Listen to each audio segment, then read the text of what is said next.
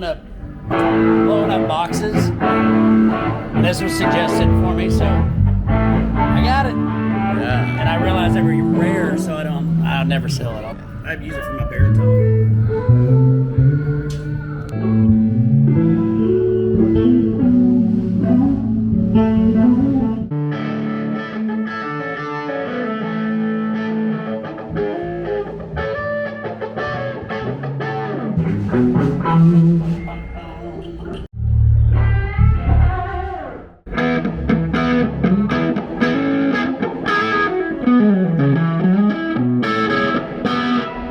Hey. How are you, Loeb? How are you? Good to see you.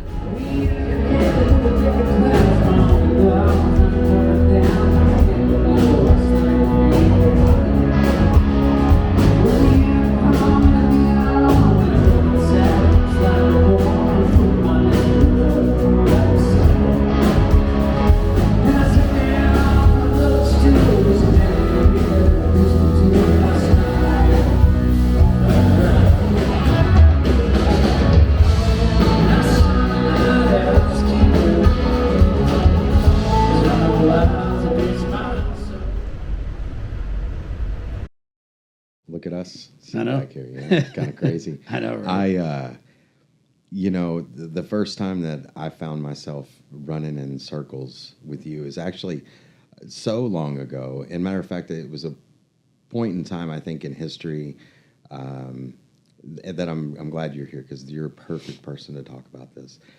You know, there's this thing that people hear about now that's Texas country, and I don't think that they really realize that that's something that A, is not very old, Right. and B, is something that really kind of started with just a few groups in the area. And really, you know, my recollection was the first person to really make a big splash as Texas music outside of the 90s country thing was probably Pat. Yeah. With George's Bar and that kind of thing.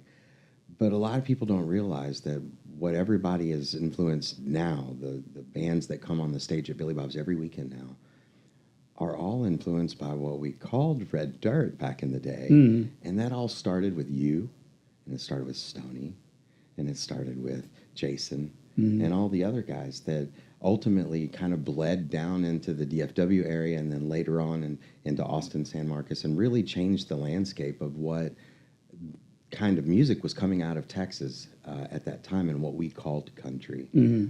Going back, what were the early days like? I mean, what was it? What were the early days like for you, and where did you find yourself opening your guitar case for the first time? When it comes to like really anything that I consider what I've been doing for the last 30 years I was 16 and I went to see Crystal Dew in Stillwater at the outside version of Billy Bob's Tumbleweed Dance Hall. Mm-hmm. And I was doing, the hat act thing. I mean, I was 16 years old, so I was just doing what I thought, what I listened to. I didn't know there was anything outside of radio. And before I knew that some of these famous songs were written by Guy Clark, and like, who's Guy Clark? I didn't know that. And I went to Stillwater to see Crystal Dew, and I've been playing at the Oklahoma Opry with my hat. And I was in a lot of Bob Wills because there's some family connection in there. And so I did Milk Cow Blues all the time. Mm-hmm. And the band that opened was these 3 hats and 1 pinhead in the middle playing these Eddie Van Halen licks over this Bob Wills song. Right. And I was like, either I like it or I'm really offended. And it was a great divide. Mm-hmm. And came back home, did a couple of things, opened for Toby Keith, acoustic, at the Yukon, Oklahoma FFA thing. And then I met a DJ, had a fake ID, and I met a DJ named Dave Dotson, and he said, hey, there's a band from Stillwater I want you to meet. And I met him, I was like, this is that band that I saw. And Mike and I instantly became pals, and he opened up so much. I mean, everything that I had listened to and was listening to was kind of gone because there was this whole new world of, I knew Steve Earle. I didn't know Steve Earle's early, the 70s and Nashville were just full of those guys, Texas songwriters. But I didn't really know that. I knew Jerry Jeff a little bit, and I knew Steve Earle a lot, but I didn't know that there was a Buffett Jerry Jeff connection. I didn't know that there was a Rodney Crowell. I knew Rodney Crowell because I listened to that 1989 record, Diamonds and Dirt. And, man, I didn't turn around. I just kept going forward. 7 years I was in Stillwater, it was almost instantly. I moved into McClure's house, and then McClure got a record deal, and I moved out of McClure's house, moved into another house. And then this guy used to give me $10 every Tuesday night to play a Hank Jr. song. So I had to learn a Hank Jr. song.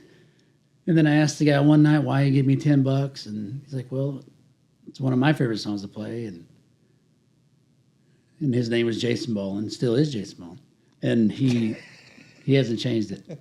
And we started playing together, and then I met Stoney, and then all of a sudden we're all living together. Yeah, Bolin had his Hera, Oklahoma high school friends living in this yellow house. And it was 3 stories, basement, main, second story, really, third story, I guess. But we kind of took over. Yeah. And it was loud, and the people that were going to school moved out. So then it became Animal House. And man, we had so much fun. I mean, me and Bolin and Stoney and McClure. When McClure was in town, he was, the prodigal son. He was out being famous, And what we didn't know at the time was Mike was laying a foundation for the rest of us to follow. He was leaving breadcrumbs for us, and never 1 minute on the road did he not say, "I wrote this song with this guy," or "I wrote this with Jason," or "I wrote this with Cody or Stoney."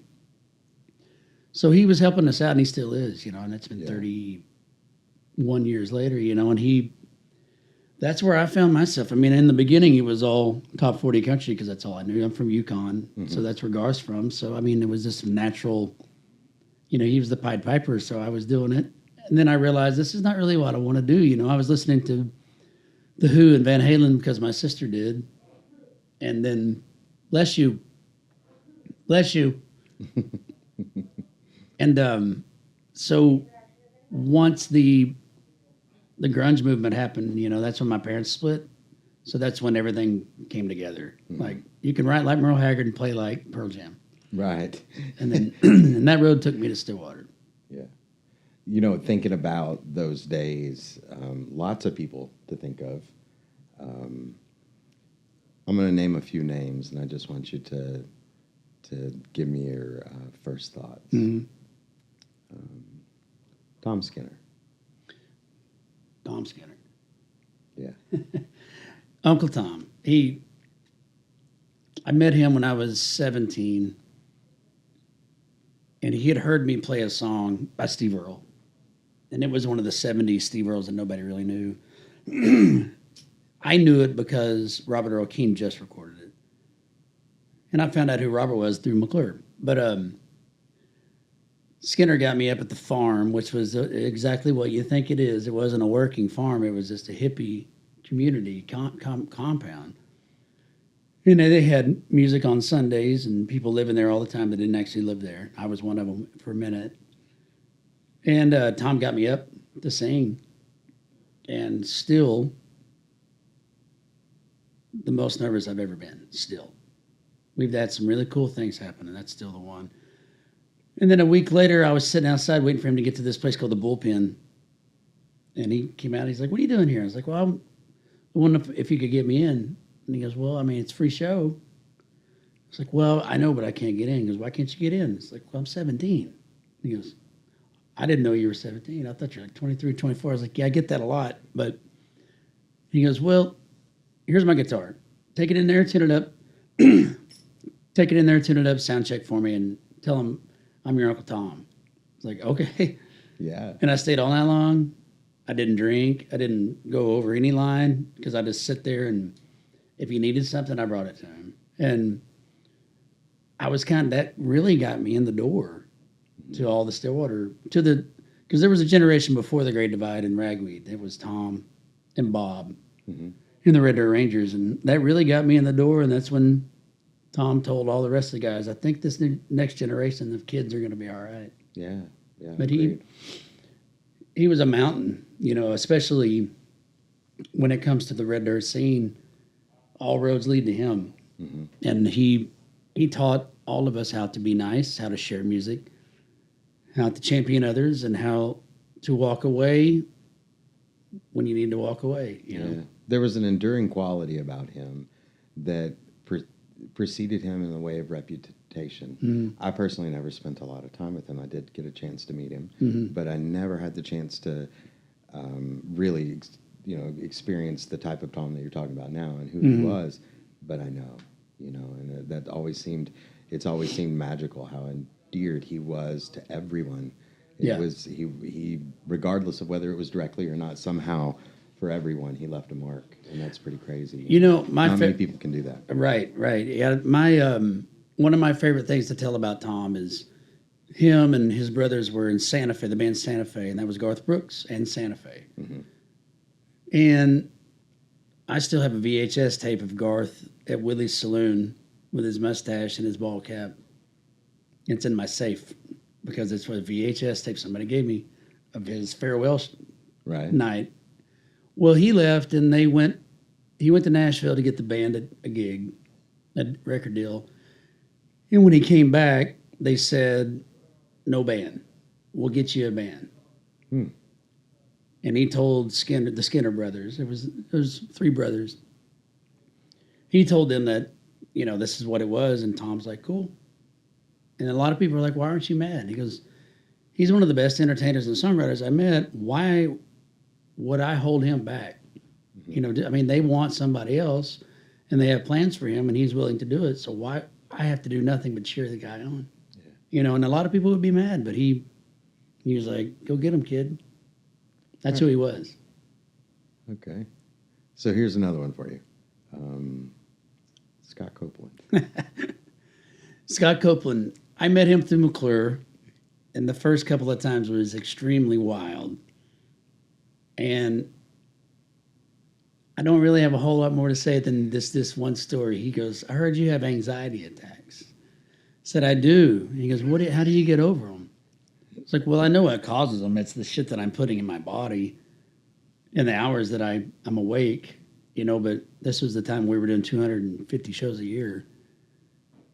And so he goes, how do you get over them? I was like, well, usually I either throw up or I go full starfish and just breathe and meditate and try to get a calming area.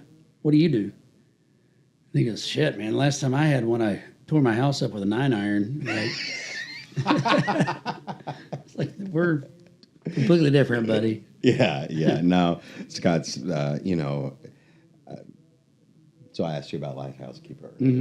I played that song with him every night for 7 years at Rec Room on Thursdays because I played guitar with him forever. And one of the most absolute brilliant songwriters, I think, that is kind of been unsung. I think that a lot of people don't realize how much he had contributed to the scene, whether it be what you've done, Donahue, and then McClure. Of course, that's how I met McClure, and what an amazing duo they were. Yeah. And their ability to be able to craft songs that still, in my opinion, are just some of the best ever written. I agree. And you were talking about generations a minute ago, and with everything changing so rapidly over the last 5 or 7 years, because TikTok and just everything has gone crazy, it feels like this new generation of performers, the performers that maybe through the advances of technology and social media and the advantages of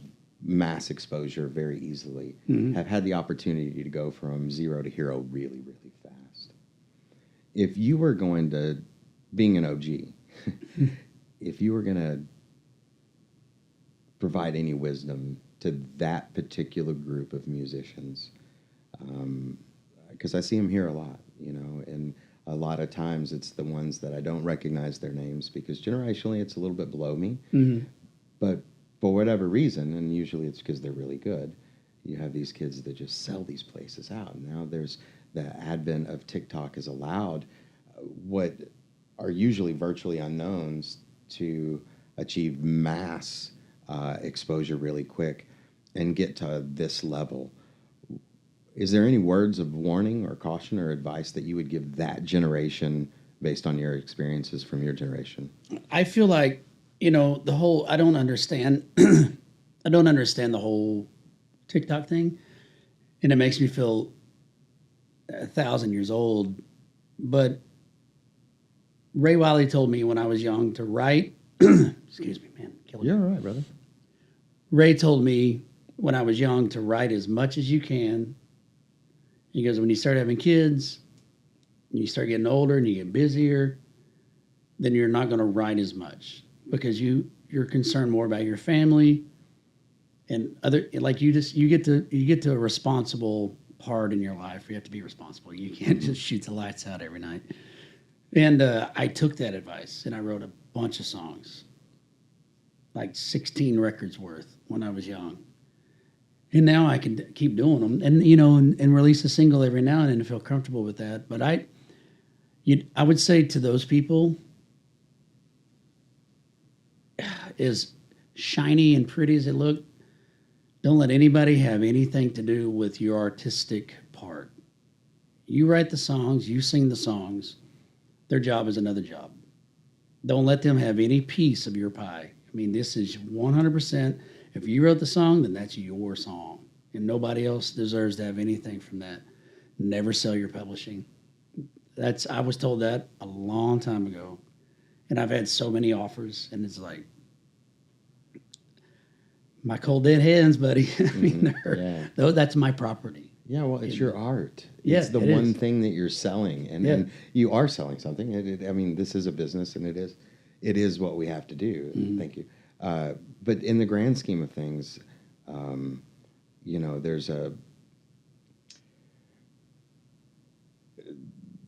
there's a way to go about making sure that you never lose that. And if there's, especially where we are with everything from licensing rights and digital service providers, there's so much to keep up with.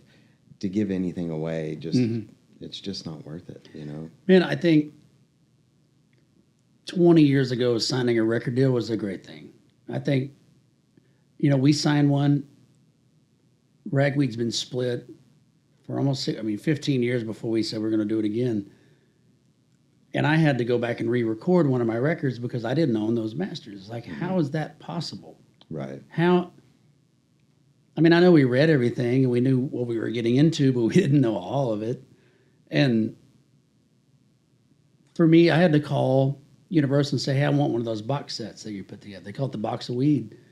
And they said it'd be $35 a piece. Like, I had to buy my music back for $35 a piece. And I let it go because I was going to say something or do something. So I was like, just woo-saw away from this. And then Taylor Swift started re-recording. I was like, I'm going to wait this out. If she gets in trouble, then I'm not doing it. Right. If she doesn't get in trouble, then who's going to care if I do it? Mm-hmm. She's the biggest thing on the planet. Mm-hmm.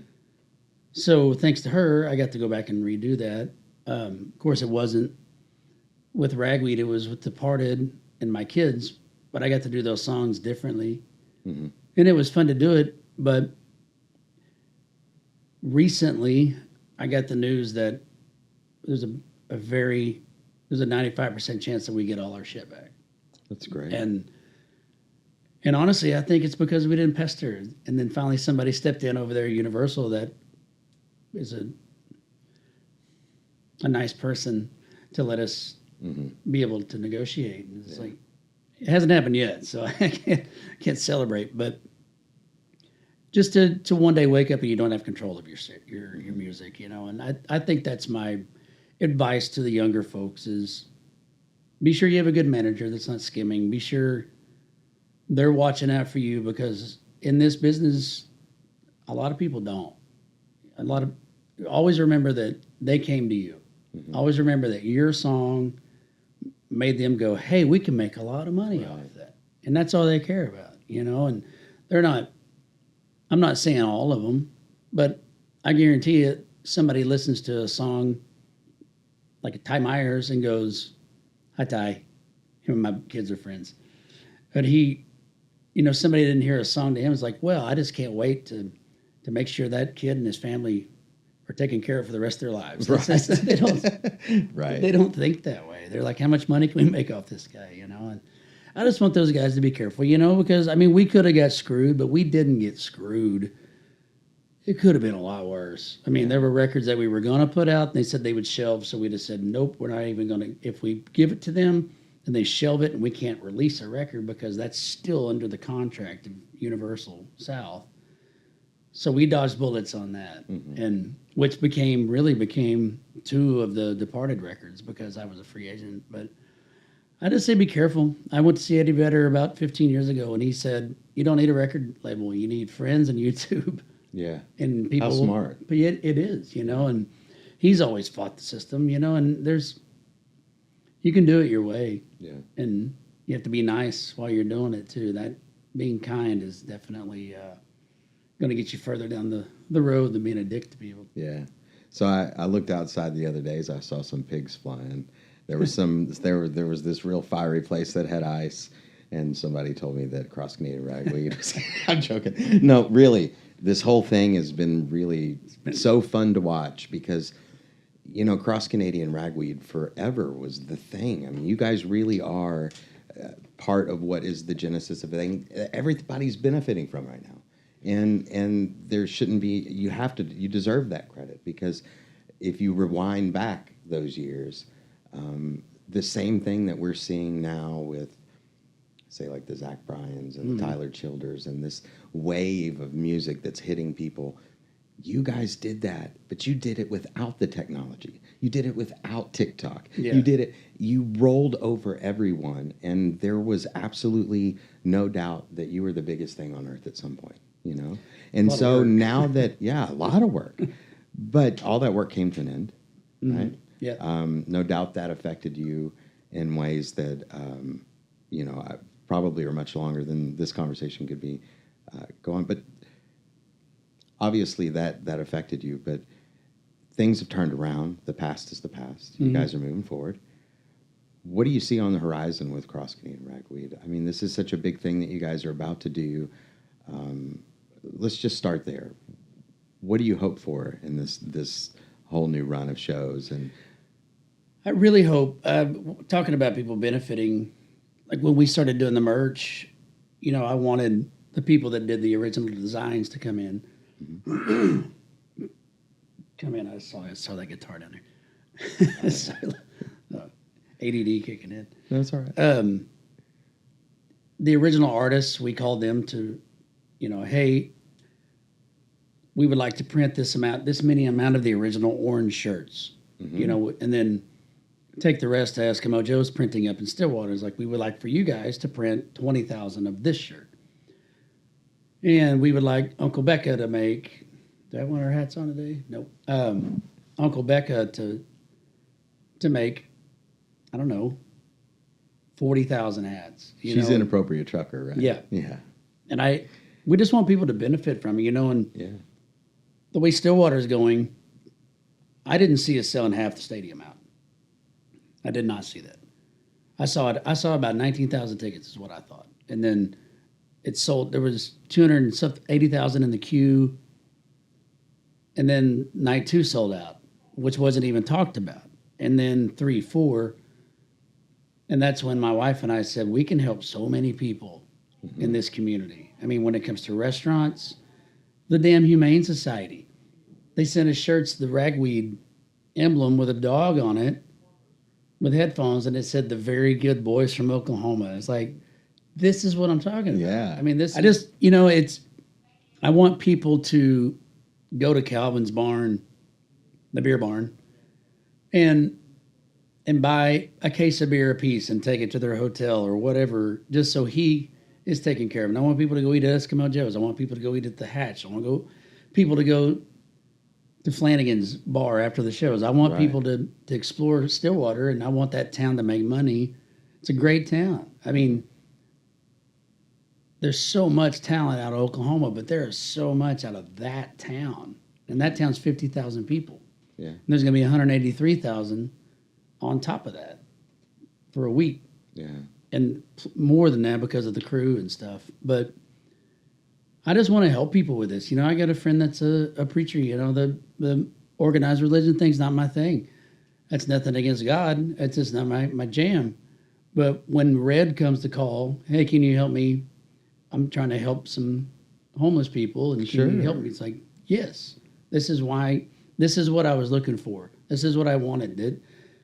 My favorite thing about it is we're all friends again. I will say that a lot of that was me going, I'm not ready. You know, what if? And then we just dove in. It's like, oh. Let me ask you this. Do you feel like, in all honesty, do you feel like rewinding time back a little bit at the time of the split? Do you feel like had the dynamics been maybe handled a little differently, that you guys could have continued? Oh, yeah. I'll tell you exactly, and I've talked to the guys about this. You know, we've done interviews together. We were overworked. We were over drinking. We all had kids at the same time. They're all the same age. And, I mean, when Dirks, my oldest, was born, I was home for 2 weeks, and then I was gone for 9.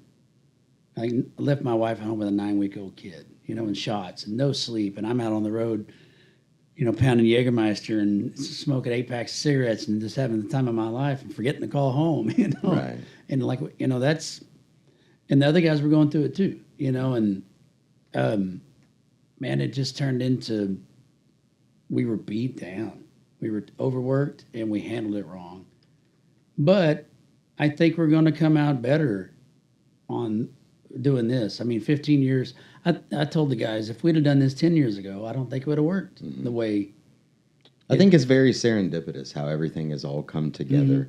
Really, as an outsider, as a fan, as a friend, it's almost the way it should have been. Yeah. It's almost the way, because like you said, 10 years ago, 5 years ago, it just wouldn't have fallen in the bracket in which it has for you guys, for it to be so successful, but also for you to do exactly what you were trying to do, and that's help other folks and allow that to bleed over into a community that you love, and not just go ahead and take the whole ticket for yourself, you know, which is good on you. I mean, because a lot of people don't think in those terms, you know, they just really don't. There's been a lot of splashes that have come back, a lot of bands that have come back and immediately sold out. And I'm not saying that any of those didn't think that way, but you're the first person that said something like that. Well, so I mean, it says a lot about you and really the future of where CCR is going and where you're going. Yeah. But there's other future stuff that's happening. Your kids are here today; they're opening for you. How important has it been for you to see them realize their dreams and visions through music, being able to provide them that, but also they were all part of the School of Rock stuff too. Yeah. Is that right? Yeah. So what are you doing with all of that? School of Rock is really not me. That's my wife. She hasn't been there in weeks because of all the ragweed stuff. But it started where I was still partying pretty good and I was losing my voice. And it was from just smoking cigarettes, you know, and I didn't know how to say, well, that's the problem. And at the same time, my oldest boy, Dirks, was wanting to learn guitar, and I was trying to show him, and I'm not a teacher. And, you know, he would get upset. It's like, I know what I'm doing. Let me do it. It's like, okay, I'm going to walk away before both of us have hurt feelings. And he was learning on YouTube, and then my wife said, look, we need to do something to get him. He's got a passion for it. And Willie did, too. He was just younger. And his passion hadn't, you know, flourished yet. And so we went out to L.A. to talk to folks, and she said, you know, what do you think about your voice? I said, I think I'm cooked. I think I'm done. I think it's over. And then I quit, and about 6 months later, I got it back. Full on got it back. Better than I was when I was 20. And then she's like, I'm going to stick with this School of Rock. It's like, well, whatever I can do to help, you know. And so I taught a little bit, but it's terrifying. Yeah. I mean, I don't want to teach somebody the wrong thing. I mean, I didn't learn I learned from a teacher, but I learned really on my own after just a few chords. So, you know, I told her I'll be the janitor. You know, I'll drive the van. And we've had several hundred kids come through that door. Now we got about 150. And she's taken on to Portugal and Spain. And this summer we're going back up to Chicago and Detroit. And man, I've learned to be a better musician from those kids. I mean, you know, when I go, like, we went to Portugal and they played on a festival with Liam Gallagher and Muse. Muse is one of my favorites. I would travel to other planets to see them. And I was just their guitar tech. But watching how they play is like, I didn't even think about that. Or songs that they would play that I've been trying to learn for years, and I was like, I was overthinking it. It's so simple. Man, it is such the sunshine in my wife's world. I mean, it's every morning she wakes up, it's the kids first, you know. Yeah. And that's why I'm ready for the Stillwater stuff to kind of get a few weeks behind us so she can go back and focus on those guys. But for my kids, once they started learning and started getting into, I never asked them to play. I never asked them to get into what I'm doing. But once they started, it started with Slipknot. Once they learned Slipknot, and then Willie got interested, then him and Dirk started playing together. And I have a baritone guitar, and I went on the road. Dirk said, can I borrow it? And it's like, I kind of use it every night. But I can get around it. Just keep it. I come home and he learned Korn and Slipknot's entire catalog. Wow. It's like, well, that's your guitar now. Yeah. So, I'll go buy another one. Not easily done, by the way. No, I mean, it's not. Not what we do, And but in the here. but the grand scheme of things, that is extremely technical. It's way beyond. Yeah. I don't do it because I can't. You know, that stuff's Right. awesome. So I'll just let them, you know, I mean, I say let them. I'm so proud that if they were doing what I'm doing, it would be awesome. But I'm more proud that they found their own thing. You know, and there's some gigs that people are kind of, I don't like, and there's other gigs where people are booing, you know, and that's when I started introducing them. It's like, look, when Ragweed came to town, there were people that didn't like us. You know, we were long-haired, pot-smoking, cigarette-smoking, tattooed hippies with no shoes on, and we were being categorized as country, but we weren't country, and some people didn't like us, but eventually you guys liked us, you know, so I'm not asking you to go download their music. I'm just asking you to be kind. Yeah. You know, they work really hard. You know, they practice 6 nights a week just to get the Billy Bobs, and they know that they're a fish out of water, but they're going to do the best they can, and they sometimes would say, should we lighten the set? It's like, don't ever compromise what you do for a crowd. Don't ever do that. You are who you are because that's who you want to be. And because somebody is scowling in the front because they don't like what you hear, who cares? Right. They might not come back. Yeah. And if they don't, you're not going to miss them. You know, there's going to be people to help you. And it goes back to very similarly what you were saying about keeping your own songs. Like, there's a sense of being a pure artist that you always have to keep about yourself in order to, I think, maintain some sense of normalcy and some sense of self.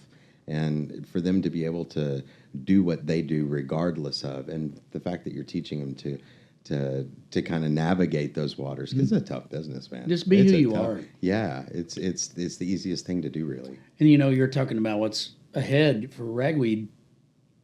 Doing this stuff with Ragweed is going to allow me to be home more. And it's not even being on my couch. It's just about being present for what they need. You know, they're going to Rocklahoma this year. We're trying to get them on Danny Wimmer shows, you know, with the rest of their peers. You know, they listen like Motionless in White and Falling in Reverse, you know, that and all that stuff, Linkin Park, all that stuff is just pumped through our speakers 24/7.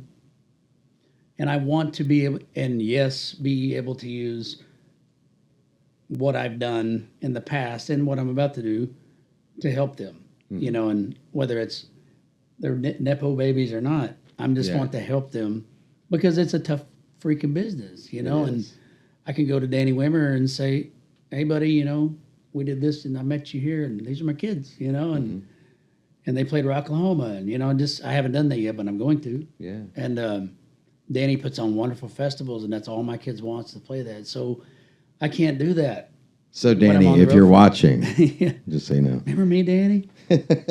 He goes, Danny goes, how many tickets y'all sell? 183,000. He goes, how long has it been since you played together? It's like 16 years. He goes, wow, Yeah. don't fuck this up.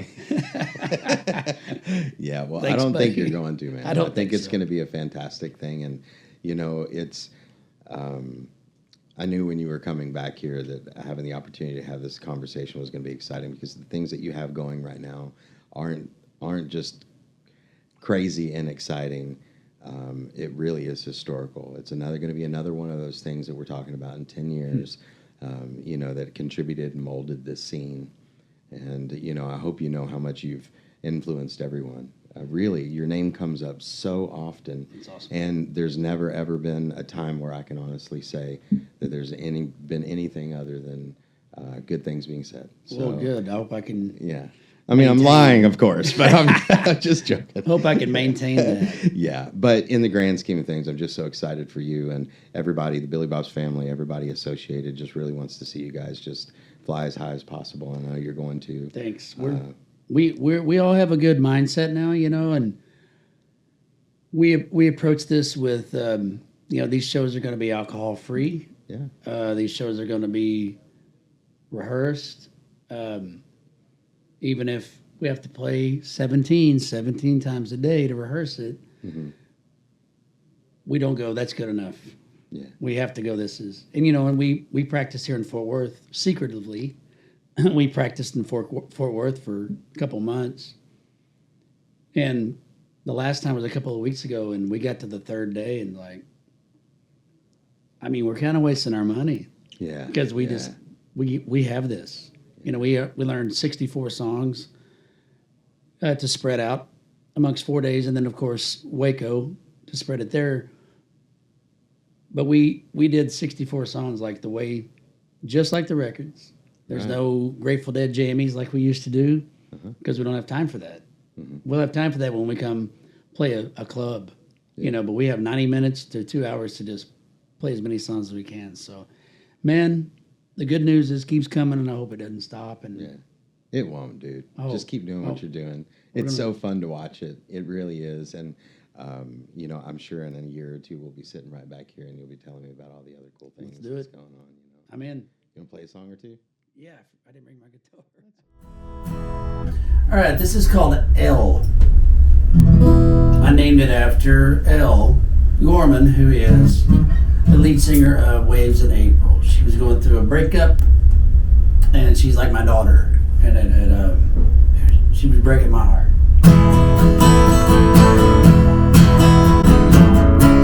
Hey, don't worry, darling, this is not for real. It's not the end of the world, that's just the way you feel. 'Cause it won't be your first, 'cause many more will pass. You're just breaking in a heart that's made of glass.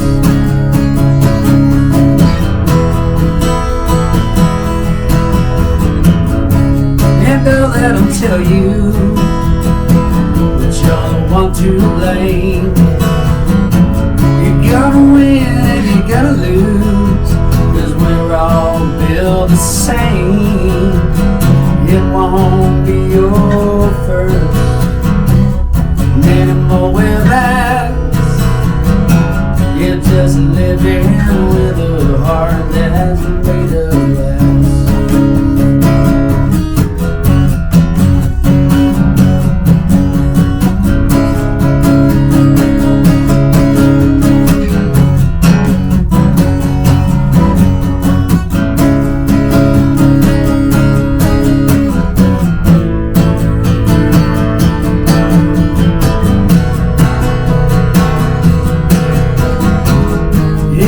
Come and it'll go, and it'll wreck you to your soul. But without love, you're nobody at all.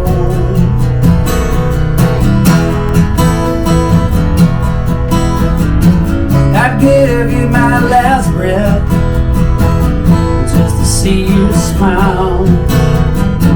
It's gonna feel feel like forever, but it just takes a little while.